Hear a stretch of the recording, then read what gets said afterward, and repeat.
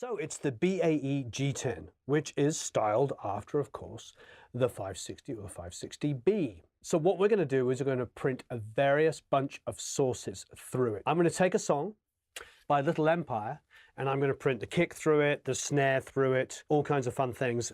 I've set up my console. I've run a 1K test tone through my console, and I've got two channels exactly equal.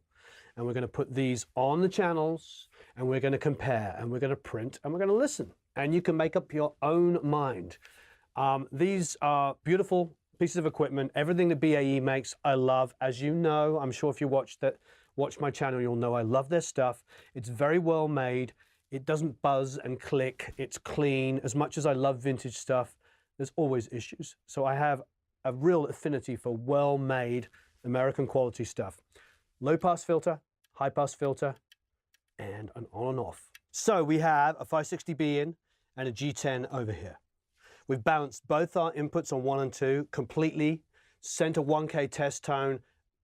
They're both printing exactly 0 dB through the console. There's no compression on the console. There's no EQ engaged, nothing. So the only thing that we're going to hear different is going to be these. So the 560B, everything's set to the center. Same with the G10, so there's no application of gain. On the 560B, a light comes on and tells you you're engaged. And on this, there's no light, but the place of that light is taken up by two much more handy controls, which of course is a low pass filter and a high pass filter. So low pass and high pass filter, which are pretty tasty. Okay, so let us go and start printing some sounds. We could take drums, maybe take a mono mic, print it through, have a listen, maybe print bass guitar through it or something like that, some guitars, a vocal, and see how they feel. Okay. I'm going to take the kick first of all. So I've got a kick here. This is the live kick. So I'm taking a mono signal and I'm going to send it out, 1 and 2. So we're going to flip between 1 and 2, and 1 is going to have the 560B on it, and 2 is going to have, of course, the BAE G10. So firstly, I don't need the super low, so I'm going to roll off a little bit of 31 here on this, and now I'm going to boost a little bit of 63. Now we are moving completely out of science. Now it's no longer science. Now it's into what does it sound like, because unless I literally send a frequency through this and boost and cut it and measure how much it is, I'm doing this by ear. So this is where we're going to get a whole bunch of debates. This is just personal taste now. And now I'm going to pull out a little bit of 250. And I'm going to boost a little 2, a little 4, a little 8.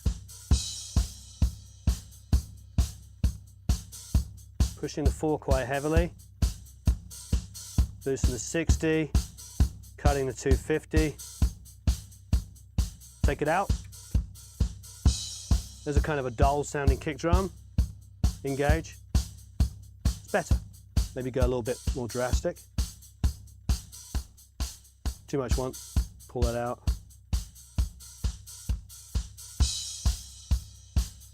Out.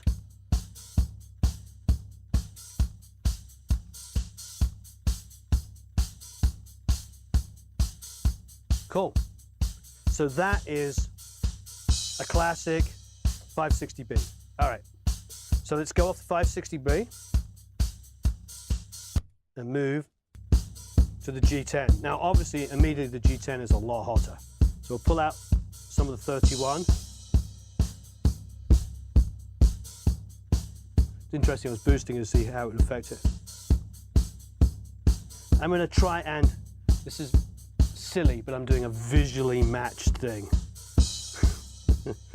You know, we're not doing science here, I'm sorry. Pulling out, I'm doing it to taste, to see what I like.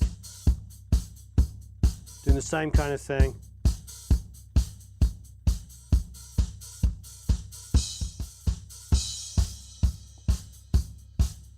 Sounds good. Here is the 560.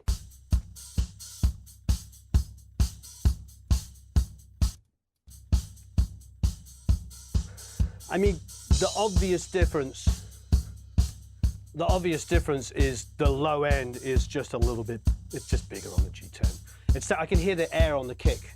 So here is G10 now.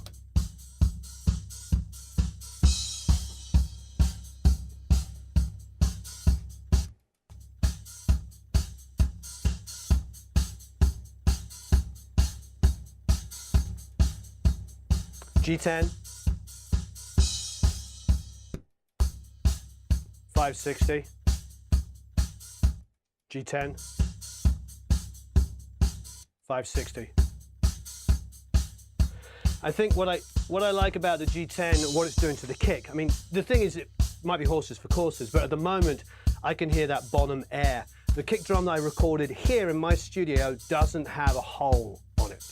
So that's the mic up against the front head, so you can hear the air. Here's the air, G10, and there is the 560. I mean, they both sound great, but for just listening to the kick, I prefer the G10. Okay.